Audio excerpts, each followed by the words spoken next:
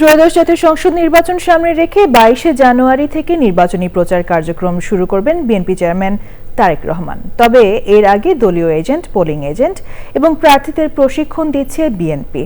দলের নেতারা জানিয়েছেন, নির্বাচনী প্রচার কার্যক্রম শুরুর আগে নির্বাচন পরিচালনার সব ধরনের প্রস্তুতি সম্পন্ন করতে চান তারা। রাহুলের রিপোর্ট। 17 বছর নির্বাসিত জীবন শেষে গত 25শে ডিসেম্বর বিএনপি চেয়ারম্যান তারেক রহমান দেশে ফেরার পর থেকে দলটির কর্মকাণ্ড মূলত তাকে ঘিরে।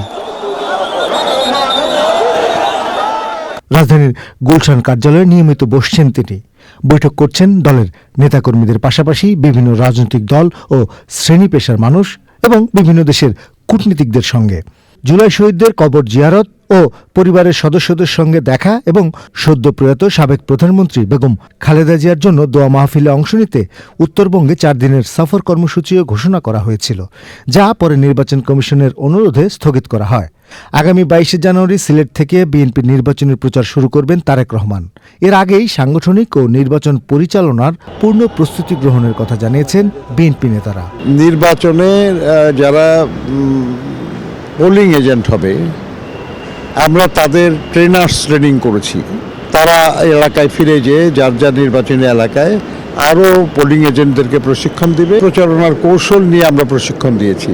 সোশ্যাল মিডিয়া বিষয় নিয়ে আমরা প্রশিক্ষণের ব্যবস্থা করেছি। ট্র্যাডিশনাল মিডিয়া, সেগুলোর সঙ্গে কিভাবে ডিল করা যাবে, প্রচারণা যাতে অপপ্রচার ঠেকানো যায় কেমনে, প্রচার আরও বেশি কার্যকর করা যায় কেমনে, এগুলো নিয়ে আমরা প্রার্থীদেরকে আমরা প্রশিক্ষণ দিয়েছি। বা আমাদের যে আগে সরকার ছিল তাদের যে অর্জন সেগুলো বলতে পারে, অভিযোগ হচ্ছে নানান রকমের অপপ্রচার হচ্ছে, সেগুলো কিভাবে তারা জবাব দিতে পারে, এগুলো নিয়ে কাজ করছি।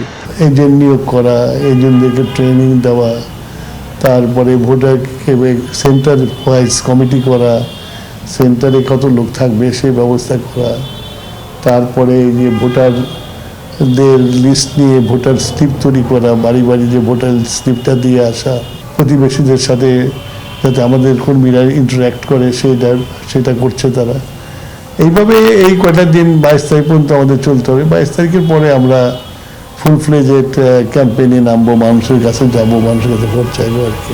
বিএনপি নেতারা জানিয়েছেন, নির্বাচনের জন্য সবচেয়ে সরব দল হিসেবে একটি সুষ্ঠু নির্বাচনের জন্য সব ধরনের সহযোগিতা করবেন দলের নেতাকর্মীরা। 22 তারিখে তো উনি যাবেন, ম্যাডামও করতেন, উনি সিলেটে থেকে উনি ওনার প্রচারণা শুরু করবেন।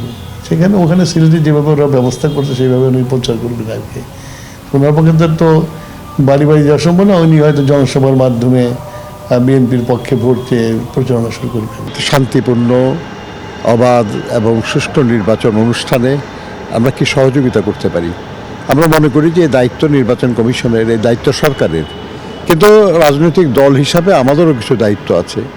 সেই দায়িত্ব আমরা কিভাবে পালন করতে পারি, এই নিয়েও আমরা আমাদের প্রার্থীদের সঙ্গে, আমাদের নেতৃবৃন্দের সঙ্গে আমরা কথা বলেছি। এই যে সময়টা, এই সময়টাকে আমরা এইভাবেই কাজে লাগানোর চেষ্টা করছি, যাতে করে যেদিন থেকে প্রচারণা শুরু হবে সেই দিন থেকে যেন অত্যন্ত কার্যকরভাবে আমাদের নেতাকর্মীরা এবং প্রার্থীরা নির্বাচনের কাজ করতে পারে। দলের সিনিয়র নেতারা জানিয়েছেন, বিধিমালা মেনেই নির্বাচনী প্রচার কার্যক্রম পরিচালনা করবে বিএনপি। Rahul Roy, channel I, Dhaka.